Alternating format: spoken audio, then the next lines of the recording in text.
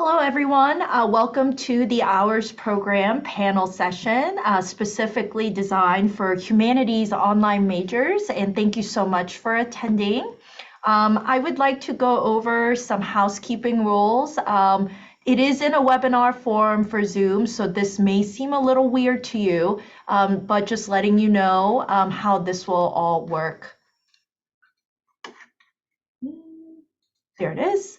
And so this particular panel session is about kind of having a great discussion on, getting a degree in the humanities and what that means. And ultimately what the students always ask about is where the students are headed to. And so a lot of you, I'm sure, have questions about what your future may hold. And so it's going to be a discussion on, from your faculty members across the humanities division about, what may be in store for you next.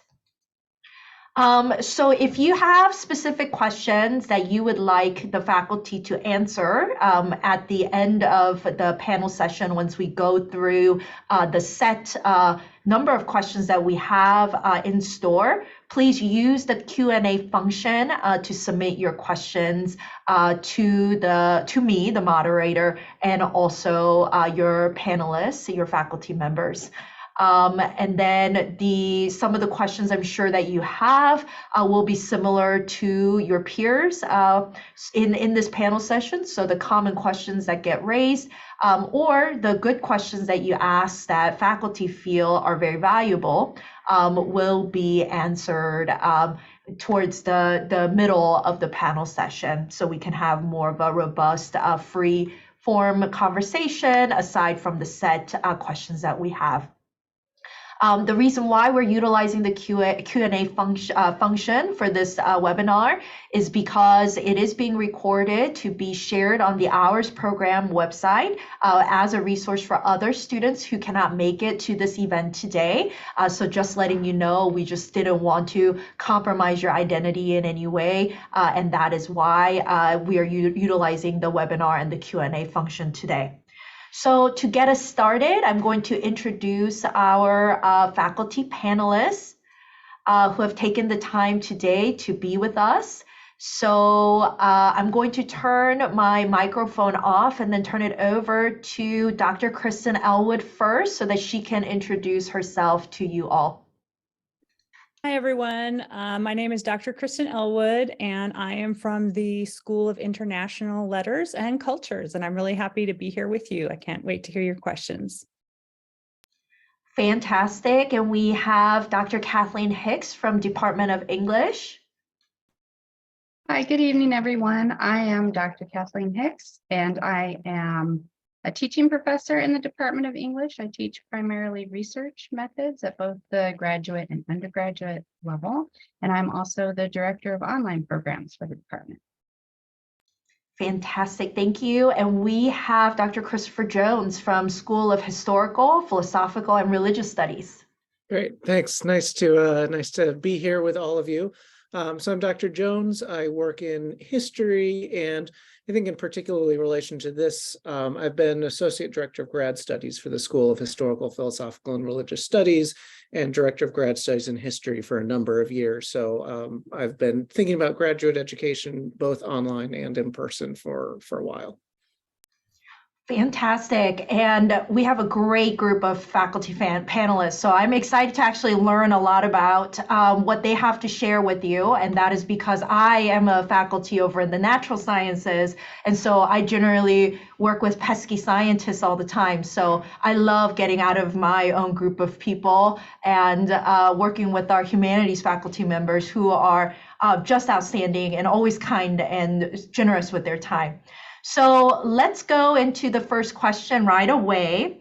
And the reason why I think students think about, careers in academia is because their closest association with people with jobs often is us, faculty. So they often think, future careers is just on the academic track. However, as we all know, a degree in the humanities prepares students for a wide range of careers.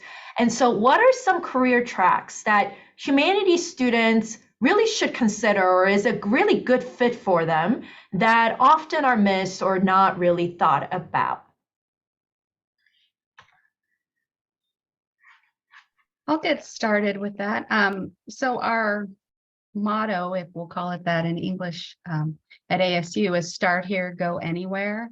I think English, a degree in English, serves as an excellent foundation to lead students down many career paths based on the skill set that we work to hone with our students.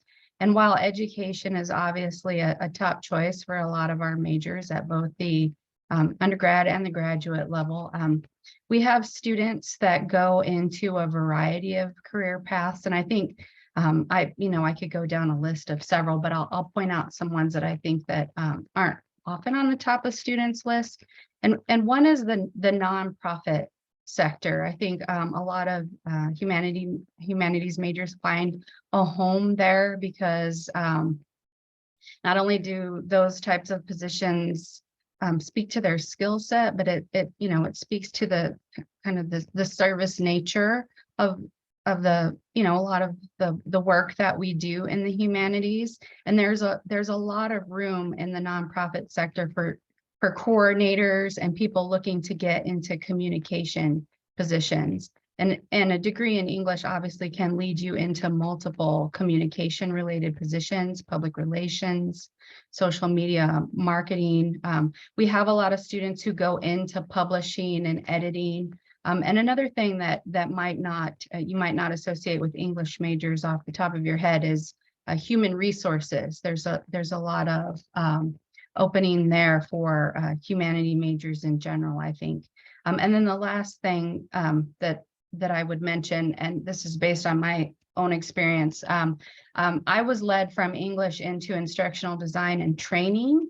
So there's a lot of space there in the professional training world, curriculum development for English majors who have particularly good eye for analysis and organizing and structuring curriculum and training. I can go next. Thank you, Kathleen. I'm gonna jump off of that a little bit. I'm coming from the area of second language and second language learning, and oftentimes, similar to what over in English, people have a tendency to think that getting a degree or a minor in a second language means becoming a language teacher, interpreter, translator. And so often they don't think beyond that. But one of the things I really want to point out is that having a background in a second language could make students more competitive in just about any field. Though the ones that I've seen students talk about the most as far as having that mention of being able to speak a different language on their resumes as being super helpful in making them more competitive are areas such as healthcare, social services, justice studies, and law. We see the need for another language in those areas quite a bit. And then some other areas that often get overlooked are also government and military, as well as film and media, and then travel and tourism, especially if you're wanting to get out there and explore the world a little bit more. So those are just a few, but there's so many different career fields that knowing a second language can just make you more valuable. I think that's really great, and I love the comments my fellow colleagues have put out there. Just to tack on to that as well, I think from the history, philosophy, religious studies perspective, there's also a lot of emphasis on effective communication, and I think you've certainly heard how much people like STEM organizations, and I'd say engineering organizations actually need project managers, and they need people to write up documentation, and they need people to help manage teams. And there's all kinds of skills, writing, project management, research, coordination that come out of our majors that I think others have mentioned healthcare, which was one I was going to mention as well. But those and like large business engineering firms actually have a lot of need for this. So the idea that one couldn't go to the business world because one has humanities background, I think is a real misconception, because there's a lot of positions in which our skills can be helpful, as well as all the other ones my colleagues rightly mentioned. Absolutely. And as a person coming from a STEM field, I can testify that that is absolutely the truth, because humanities majors, right, and their communication skills, and this kind of goes into the next question, so I won't go into much detail, but those skills that are communication focused is heavier in the degree program.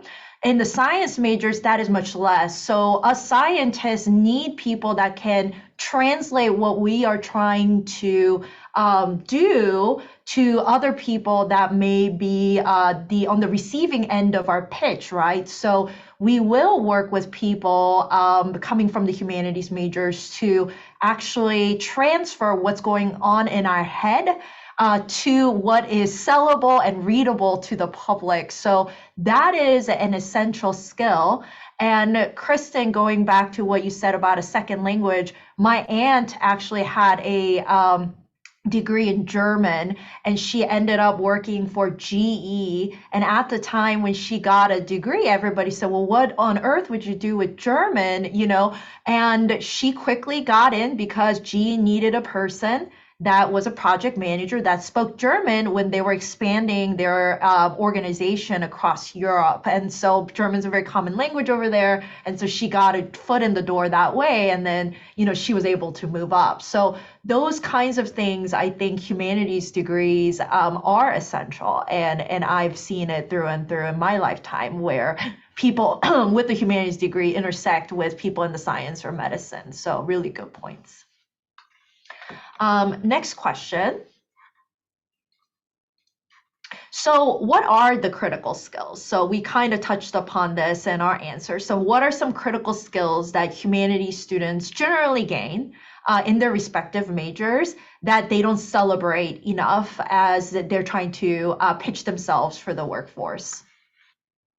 If I might hop in first on this one, if you don't mind, because I want to build on what you said about humanities being able to serve as translators for science, but I'm going to say that's true. And I would actually argue one of the really important things humanists can bring is actually really rethink some of these issues as well. So for example, let's look at a lot of the big world issues our world faces. Like COVID has obviously been one of the biggest interruptions we've had, and obviously a very impressive STEM effort produced a vaccine in record times. But we now live in an era where conflicts over the nature of that vaccine, the rules around it, the morals, the ideas around it are actually a bigger impact in many ways than forming a new disease. And humanists, I think what we grapple with in history and our subjects is very much the contested politics of ideas and the multiple interpretations of them, such that it is not enough to simply say, look, we developed a vaccine, all our problems are solved. We actually need a deep engagement with historical patterns that people come to, with their social values, with different religious groups, in order to actually make solutions happen. And so I think sometimes there's a notion that humanists could be handmaidens to make STEM efforts work. But I think I want to push us to recognize how often essential that is, and how many of the big problems we're currently facing right now are not amenable to a new widget, but actually require complex engagement with culture, with meaning, with value that we are in a position to sort of pick up on. Those are excellent points. And I think that that's why the field in everything we do, and I want to make sure that the students understand that, while we fixate on what the degree says on the certificate, what that word is, like a particular field, what we end up doing, I think across our life, is a very interdisciplinary world that we live in, where everyone does bring that particular set of thoughts or value to the problem. And I think, Chris, you mentioned something really great, is like humanists are needed for us to really think about problems that are at a big scale that impacts a large group of people in an ethical way. And that is an essential piece that we need to have, right? Like, you can't just make things for the sake of making things, which scientists, we do things like that, which is really bad. But we do need people that know history or know the ethics part and tell us, maybe you should do that, or you should think about these things, or culture, right? Like, those things matter definitely in the policies or how we go about unleashing some of these big projects that impact a larger group of people in society. So great points. Yeah. I think going back to that, so what are the critical skills? That's a really great segue that we just went on.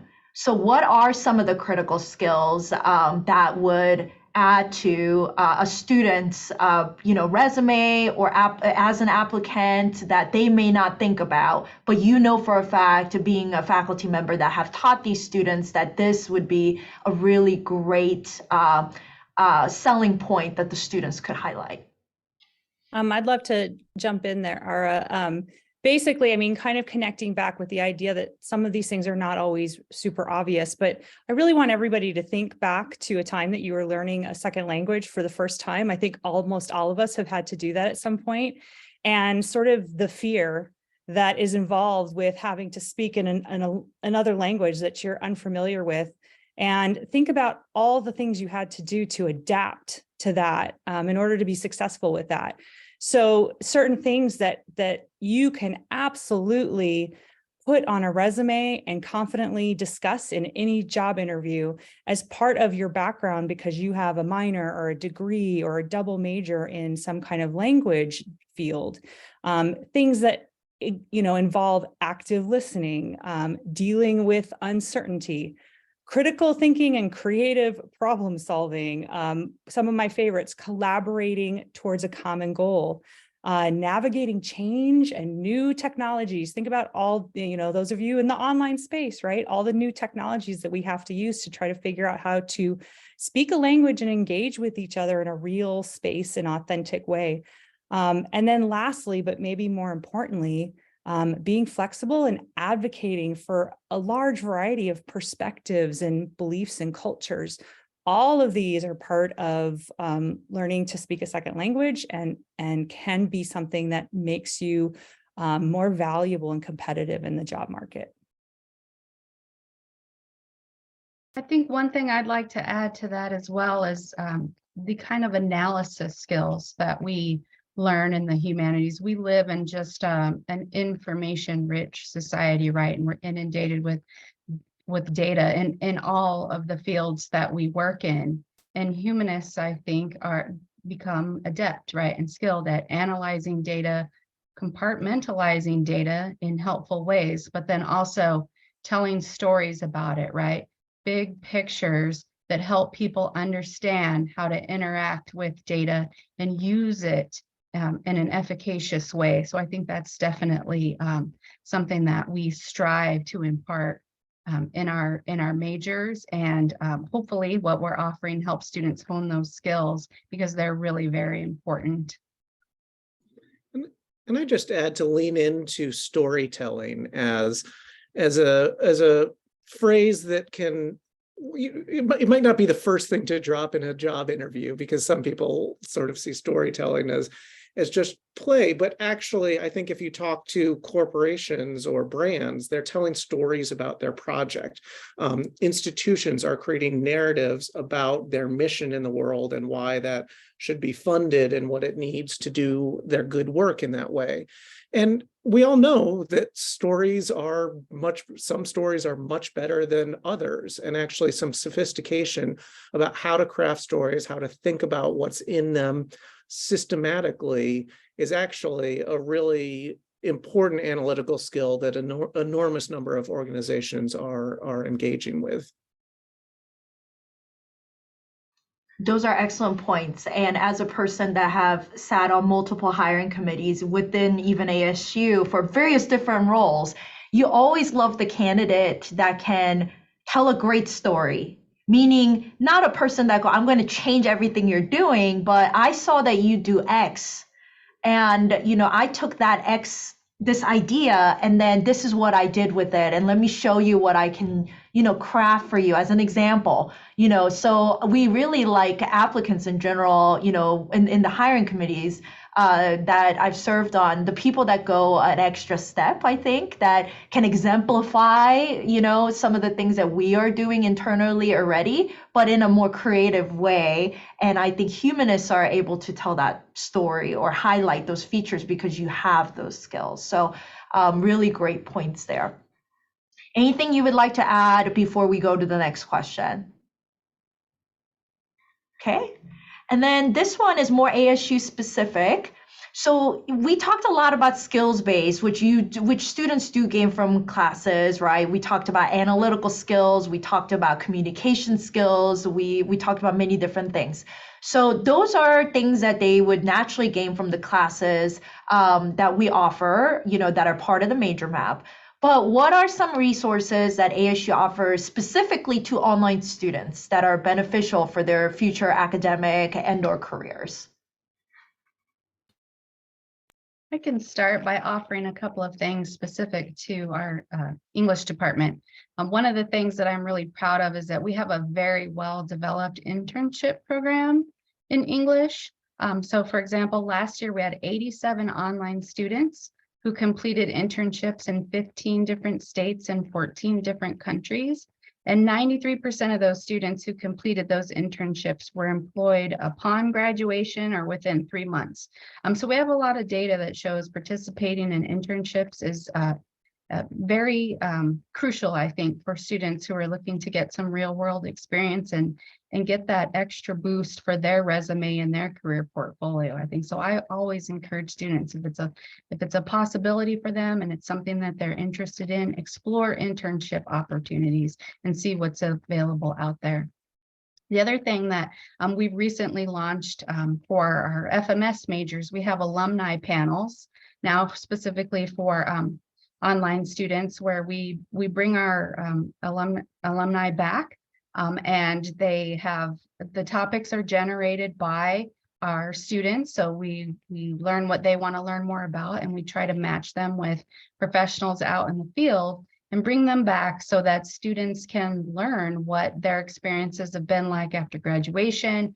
Where did they go in the field? What challenges are they experiencing? What did they learn, right, that helped them out there in the field? So those, I think, are really great opportunity for students. And then if I could just, shout out to the R's experience. I had the wonderful privilege of offering a research experience through R's last fall, and it was amazing for both myself and students.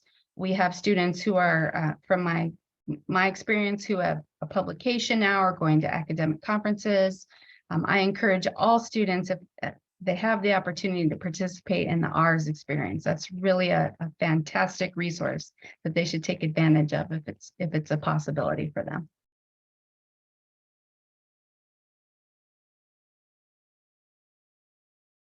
So I can jump in. I wanted to take a minute to just really highlight the ASU Global Education Office. And I'm going to just shout out that the URL for that is goglobal.asu.edu. And to me, this is one of the best programs that's out there. They have several different programs. And by the way, they heavily have scholarships and funding opportunities and ways to help you do it.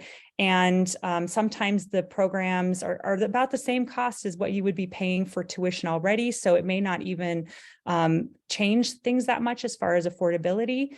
They have something called the Global Intensive Experience, which is 7 to 12 days. Where you go like over winter break or spring break, and some of the ones that connect to our unit that sound so cool. And I wish that I could go on, maybe I will go on them. But one is called An Exploration of French Fashion, Language and Culture in Paris, France. And there's another one, Natural Disasters and Environmental and Cultural Resilience in Sicily, Italy. And they talk about how to deal with volcano eruptions and things like that. And then you go there. Another one is Language, Culture, and Human Rights in Buenos Aires, Argentina. All ways to practice a language. They also have other programs like a global exchange program where you can literally for a semester go and learn in Japan or in Germany, or there's one where we partner with University of Arizona and you go for a summer to Brazil.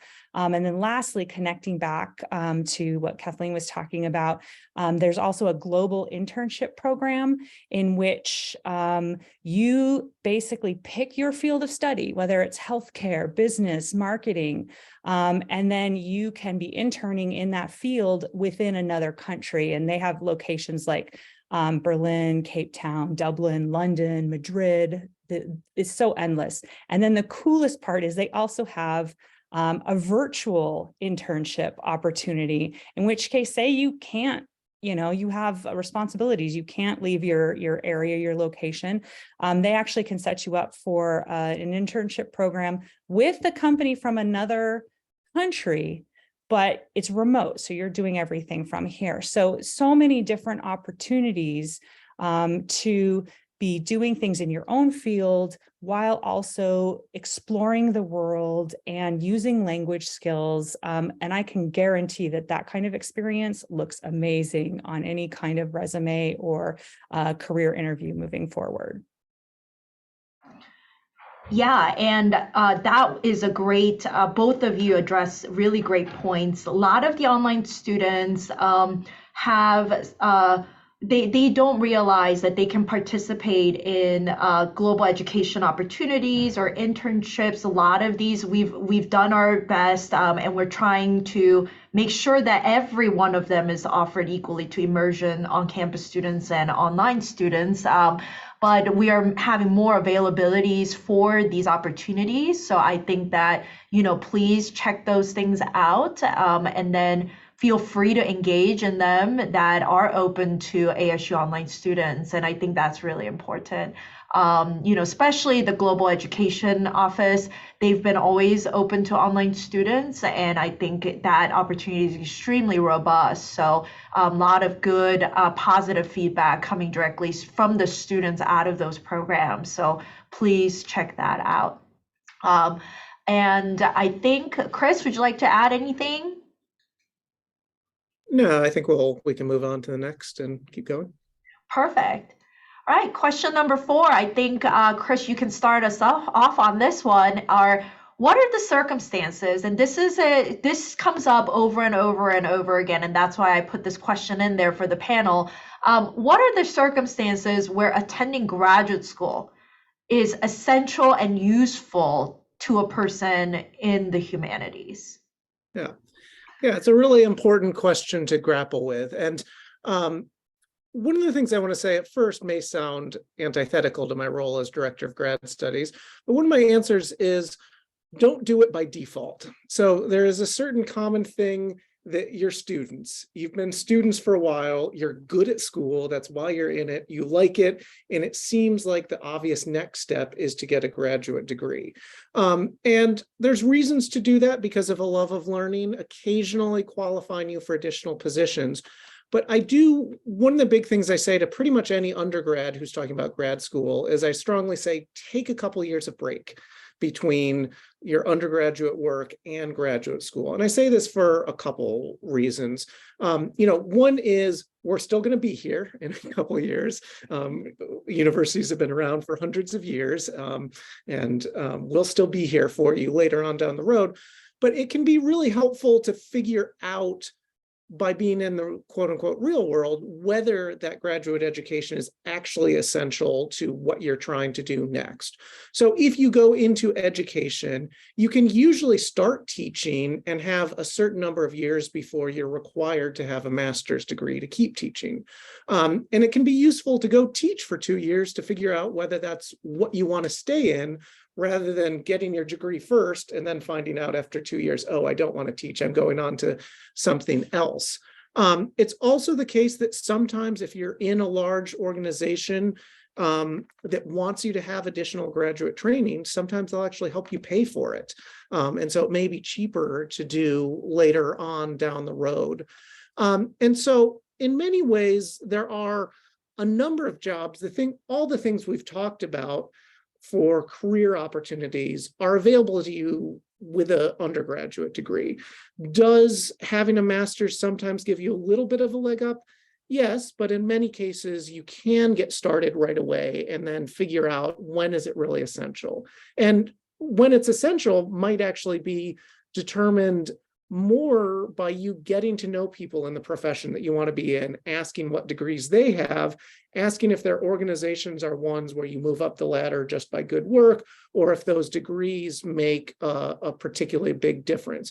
Clearly, there are certain fields that have more official credentials, like teaching, like social work, some aspects of healthcare, where you will find a degree is necessary. And so you can build up with those in that case. One other thing that's really important to be aware of is the distinction between master's education and PhD education. And so most graduate programs will offer you admittance either to a master's program or to a PhD program. And there's a pretty big set of differences between these fields. So the main reason you get a PhD in the humanities is largely to try to be an academic. One can get a PhD in the humanities and do other careers, but one of the main reasons most people do that is to engage in a certain level of research and hope to continue in that. The PhD is usually a 5, 6, 7-year program, whereas a master's degree is often 1.5 to 2 years. And the master's degree is most often a better way to start entering into graduate programs, seeing if it's right for you, building up some more skills and kind of learning about it. For those who want to get a PhD, you're usually a much more competitive applicant if you have completed a master's degree.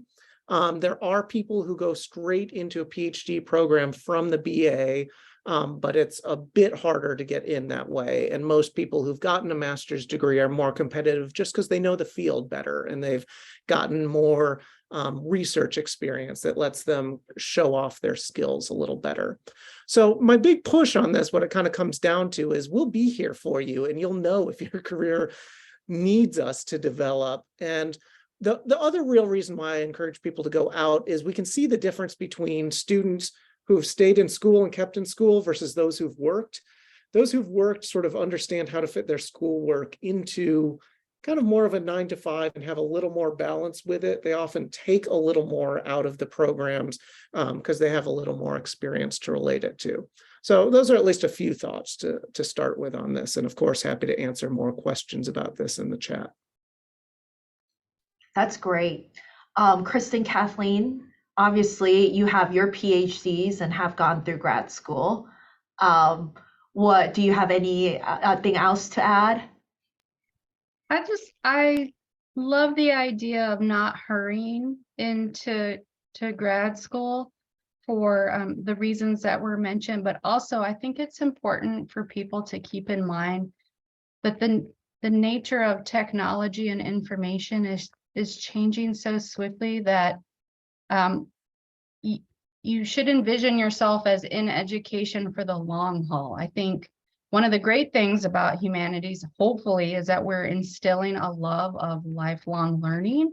But I think more than ever, lifelong learning is becoming imperative for people to, continue to fulfill the duties that are required in their workspaces and to shift into other workspaces if that's what they want. So, I finished my PhD in 2003, and I thought I would rather maybe cut off my arm than ever go back to college. But 10 years later, I found myself studying instructional design. And now I'm actually in an online program studying theology another 10 years later. Like, the opportunities for education are just so different now, and we can continue to evolve throughout our lives. And so taking that time to think about who you are, what you want, what you really need, I think is really essential. But then also be prepared to keep learning. You're going to have to. Yeah, I think each of us are in this field because we do love learning and we do love adding to those kinds of things. But I will agree with my colleagues. I got my bachelor's degree many moons ago, and then I worked in administration, and I worked as a secretary, and I worked teaching for a while. I taught English for many years, and then I suddenly switched over to graphic design. Don't ask me how that leap happened. And I did photography and marketing, and then decided to go back to school, right? All of those things are what helped make me successful in graduate school, because I was able to sort of adapt and bring in some of those things that I had learned in the real world to thinking about, okay, what do I want to research, and how do I want to research that, and what kind of differences do I want to make in the graduate field. And I'm not sure that I would have known how to do that if I hadn't actually worked out there in the first place. And right now, yeah, I'm suddenly deciding that I want to go back and finish my minor degree in Japanese, because I did that once a long time ago, and now I think it would be fun to finish that. So life is changing so much all the time that definitely, you know, going back to the idea of don't rush into it, really see what your interests are. But then also keeping in mind that, yes, you know, in language, a lot of times we do have quite a few people who go into teaching a language in high school, in community colleges, things like that. And in those cases, most of the time, you need to have some kind of master's degree to really get to the levels that you want to. So those are pros and cons to be weighed, but education is always a great thing moving forward. And I want to add two notes to this. One is that I want to assure you, you are not going to be disadvantaged in how your application has been read by being out of school for a few years. It's not like we say, oh, they just went and worked. They're not passionate about this, so we'll discount that compared to another. That's not the case. Now, if you're pretty sure you're graduating and you really think you're going to apply, the one challenge of applying later is you do want those letters of recommendation, and you don't want those relationships to go entirely cold. So one thing you can do as you're wrapping up your degree and in connection, you're connected to some of your faculty members, you might say, hey, I'm pretty sure I'm going to be applying to grad school in the future, and I'll be asking you for a letter of recommendation then. Would you mind just jotting down a few notes while our relationship is fresh that you could draw on if I come to you for a file later? And you know, that's going to take a faculty member just a few minutes to put that away so that you get that. I want to also add, there's a question in the Q&A. Can students see that, or should I read it out loud? Well, I think those can be addressed at the Q&A time, so those will all be answered. But that is an excellent question. So I don't think I'm not sure if the students can see each other's questions, but we can certainly come back to these as we go through the Q&A.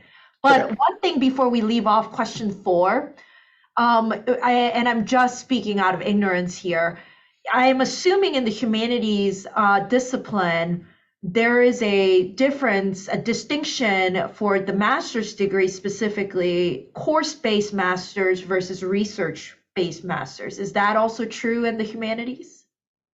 Not for our program. So we have a single master's program. We do, at least in history, have multiple completion options that you could do a research thesis, an applied project, or a capstone portfolio. That's kind of a blend. That's allows a little customization, but I think philosophy and religious studies require a thesis.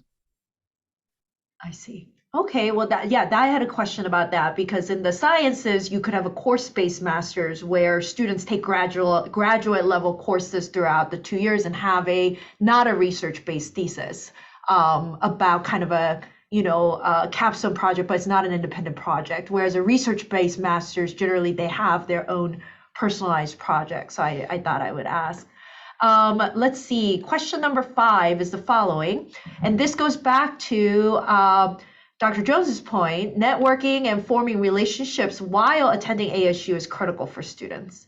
In person or online, it doesn't matter. This is really critical. So what are the best practices that online students could use to achieve this, which is something that they struggle with as being online?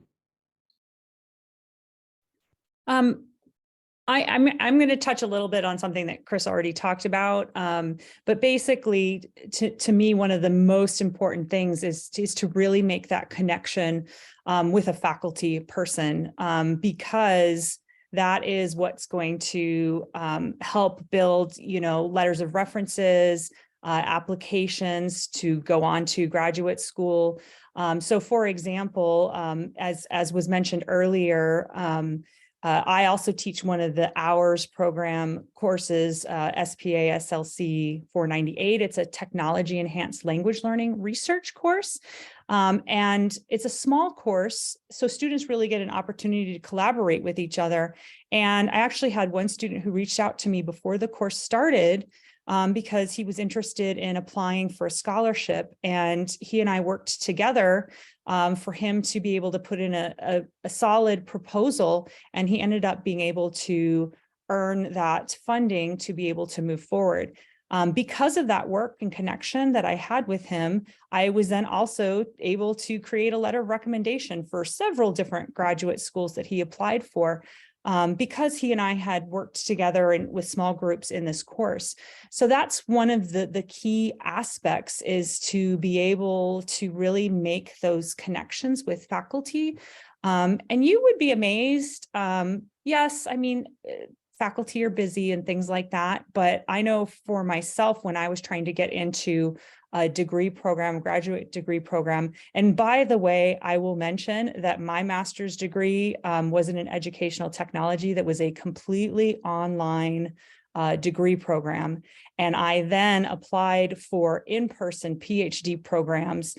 So I just want to make it clear that there's nothing that says an online program is somehow going to lessen your competitiveness for a PhD program. But what I did in order to help myself do that was really try to network with other faculty. So basically, in a university that I wanted into the program, I would research the faculty involved with those programs, and then I would see which ones did research on the areas that I was most interested in. And then I just cold emailed them and started trying to make some of those connections and have some of those conversations, and ended up getting some really great mentors. And the ones that I connected with the most, that was the PhD program that I ended up in. And that was a really great system for networking. But you have to be willing to, put yourself out there a little bit and say, hey, I'm interested in this program. Can you give me advice? Many faculty would be definitely willing to have that conversation with you. And Chris, please feel free to correct me in some of those things if I've gone off the rails a little.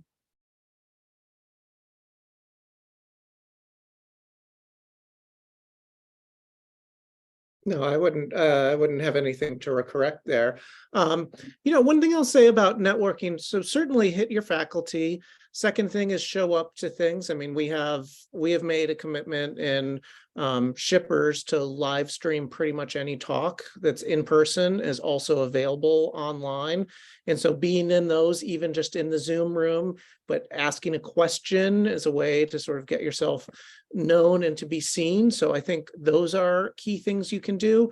But I was actually just doing a session on academic networking for our graduate students here. And one of my big points was we often think of networking solely as up the chain, that we're trying to get people more senior than us to take notice of us and like us and all of this. But most networking and most of the effective networking is actually horizontal. It's with our peers. Those are the sort of people we rise up in the world with. And finding ways to take advantage of your peers is just so important because, man, the backgrounds of our online students are incredible. The things you guys are up to, the life experiences you've had, the places that you've been are really incredible. And I think drawing on each other, learning from others, and making sure when you have a class, when you have groups, get to know your fellow students in that way, because I think that's one of the really effective things that can build up for you. Fantastic. Kathleen, do you have anything to add? I do not. They hit all the items on my list. Excellent. Well, I think students are popping some questions on the chat in the Q&A section.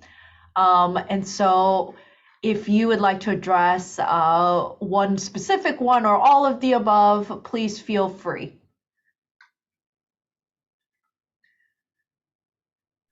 So I'm writing in response to one that's asking, are there data or statistics available on number of online students from ASU are accepted into PhD programs of the humanities? That I don't know. Maybe ASU Online has some data. But the other question is, how can online students set themselves up for success in the application process beyond the basics, getting good grades and letters of recommendation? So I don't think there's anything different you do because you're online than because you're on ground. An application is an application. What makes a PhD application very different than a master's application is that it has to be a specific application based on a research idea. So certainly at the undergraduate level and in many master's programs, you can just say, look, I love history. I love philosophy. I really want to study this. I've done it in the past, and I want to get a broader training in this. At the PhD level, it is very much about what is the original research project you're going to do. And your application has to demonstrate that you're able to think about an idea and bite off an idea that is sort of feasible to tackle. And you have to make sure it fits the program. So here's something that's not apparent to many people. You can study history at an undergraduate level at any institution in the country, basically. You could probably get a master's at almost any that have that. But at the PhD, we only support PhD students here who fit specific areas of our faculty strength. And so every year we get applications for someone who's like, I want to work on medieval Europe. And we're like, we don't have enough medieval Europe pianists for you to work with. And so you could be the smartest student ever who has the best idea about medieval Europe, and we can't support you doing it here. So it's important you learn sort of who some of the faculty are and pitch a project that can fit with what fits that department's strengths. The final thing I'll say is when we evaluate applications, we are looking at that writing sample very, very, very closely, because it is the 30, 25, 30-page writing sample that shows, at least for us in history, are you using primary sources? Do you know how to integrate secondary literature? Are you making reasonable research claims based on the evidence you provide? Are your writing mechanics there?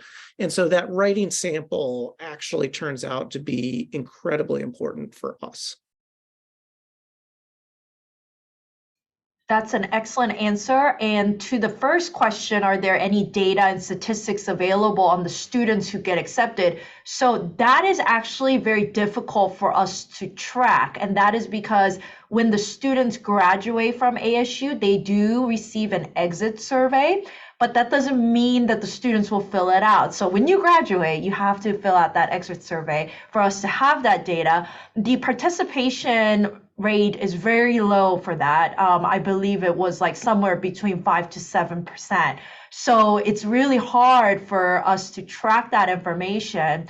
And, due to obviously identity reasons, a school that accepts students, they're not going to openly send out their rosters of who they've admitted in their programs, right, per year. And that is not shared across different institutions. So actually, it is very difficult for us to track, but you can make a difference in our data and analytics by telling us where you end up in that exit survey. And then also following up when the Alumni Association sends you, where did you end up like 5 years after graduating? If you fill those things out, it all comes back to us and helps us out in the end. So unfortunately, our data set is never going to be complete because participation rate is very low, and that is across disciplines, not just humanities. But just anecdotal evidence, there is no distinction for ASU between an on-campus student and an online student. When you get a degree from ASU, it says Arizona State University. we treat all students in our degree programs equally in the populations, right? So it doesn't, you're not in a specific category because you're going through our degree programs online. It's just simply a different modality, but we think of our students the same, right? So, just like what Chris was saying, like, when you go through the application process, it's more about what you're doing, where you end up, and also having a very good idea and understanding about the faculty members that are within that particular department and what their area of expertise is. And that is a universal advice to any student across our divisions, not even just for the humanities. That is also the same issue that we see often in the application for our STEM majors as well. The second question we have here is, how do we feel about the synergy between philosophy as a major when coupled with a minor in English?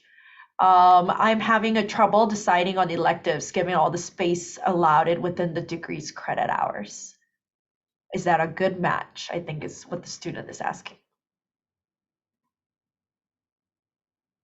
I would, from my perspective, say English and philosophy work very well together. There's a congruent skill set, and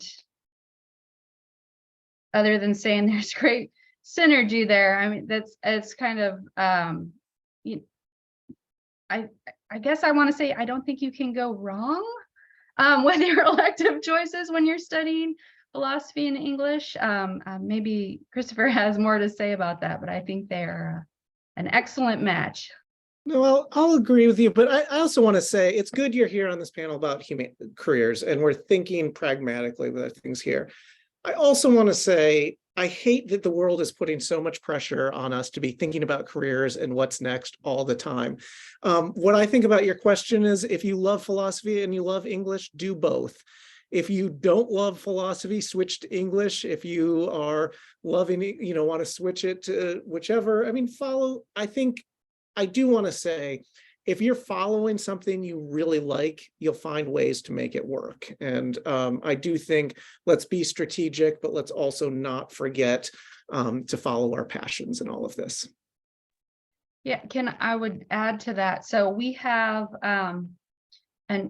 just a high number of students who apply to our online masters in English, whose statement of purpose is all about how they went down the road they didn't want to go down, knowing at the beginning it was English that they loved. And now 5, 10, 15, 20 years later, they're back. They find their way back to where they felt like they should have started their journey. So follow your passion, but know there's time to come back if you need to. Absolutely. Speaking from a person who has a bachelor's degree and 2 minors, because I couldn't decide. So I just wanted to tack on minors. Eventually my advisor said, you need to graduate. And so I graduated, but sky's the limit, that's the cool thing about ASU was that, and I got my undergrad in ASU. Basically, if the student wants to do it, in terms of tacking on minors, people will allow you to do it. And that was my particular experience. A question about having a master's of education and using that degree to obtain a instructor/professor job. So my PhD is in learning literacies and technologies. So I've had a very long association with education, colleges of education. And so my answer to this question is going to be, it depends. So in general, if you're wanting to teach in elementary or K-12, you get your teaching certificate, and the Master of Education, especially at the high school level, would allow you to, say, teach dual enrollment type courses. And that's where you're teaching at the high school, but you're also helping the students get credit through a community college. A Master of Education would also allow you to teach at a community college. at a university, and this is different states, different places. That's why I said it depends. There are many different levels of instructor or professor. And so that gets a little complicated. Typically, you can teach as a faculty associate or as an academic professional with just a master's degree, depending upon the field. And so that's something, but those are usually relatively temporary. If you want to get into most instructor or higher positions, or for sure, if you want to get into any kind of tenure track position, then that's where you would need more of the PhD. And typically you need to have a degree that is higher than the level that you're teaching. So undergraduate level, you could typically teach as an academic professional or FA if you have a master's degree, but if you want to teach graduate level courses, then you would definitely have to have a PhD. So those are some of the like rules of thumb. And then also Masters of Education probably wouldn't be able to teach, say, a biology class, right? So it also is field dependent also. Excellent. I think that's right. I do just want to underscore there are so many different positions that people have. You can teach classes, but it's usually on a temporary, non-benefits, not particularly well-paid basis with masters that sometimes is really meaningful and valuable. But if you're looking for living wages and safe employment, it's hard at the MA level.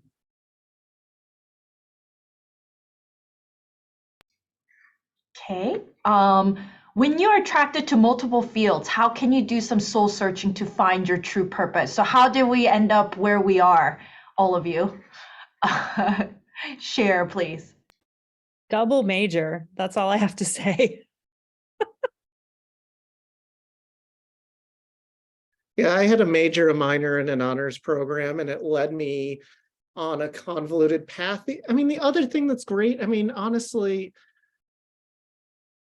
our fields are awesome, right? I mean, we get to study such cool stuff and such interesting thinkers. And I ended up somewhat accidentally a historian, and I've come to absolutely love it and do this. I thought I'd be a philosopher for a while, switched a different way, but I can also see life paths where I went down the philosophy route and had a sort of great path. I think that I would encourage you to look at it as a buffet of awesome desserts where you're not going to go wrong by choosing one of the others. I mean, you may like that brownie sundae better than the apple pie a la mode, but like, you're not going to make a bad choice if you're in the game, seeing how it goes.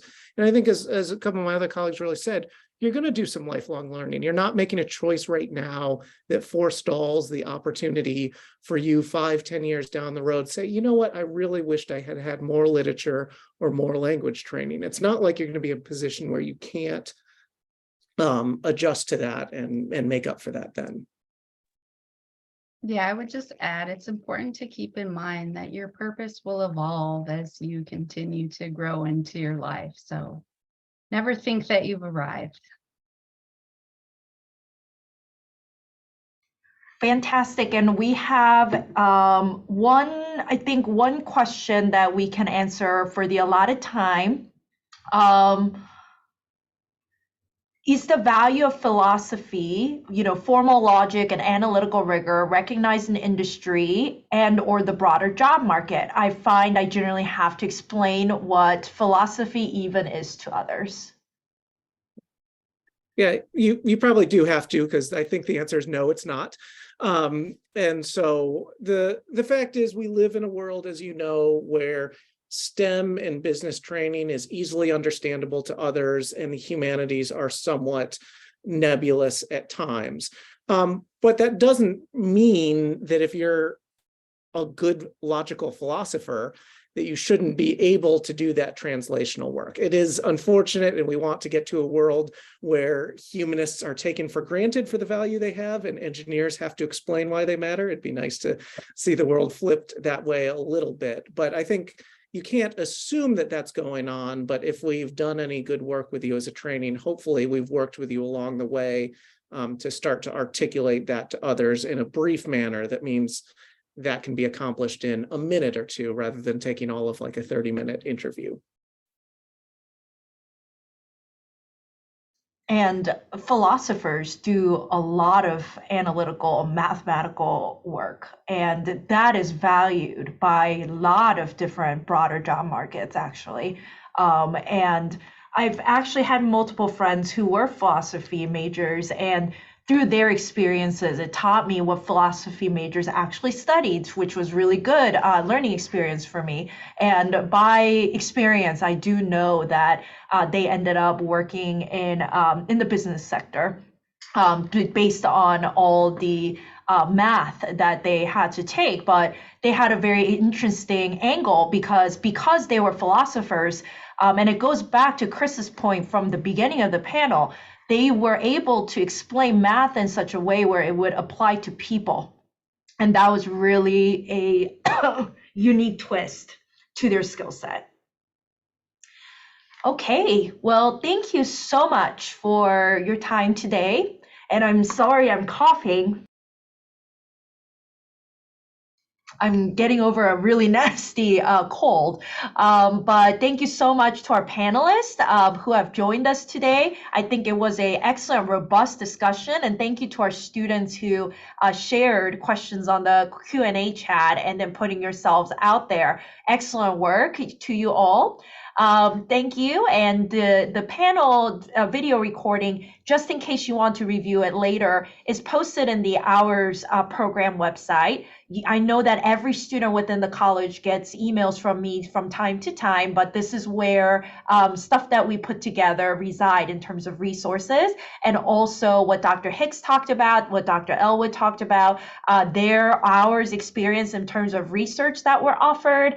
Those were all part of the Hours program listed and presented to you, to the student on our website as well. And their experiences hopefully will be continuing in the upcoming fall, I believe. And so you can always stay tuned for that. And then if it interests you, like maybe reaching out to them about those experiences will be helpful to you as well. So thank you again, and enjoy your evening. And hopefully we can engage further in different types of these panel events as we move forward. Thank you so much.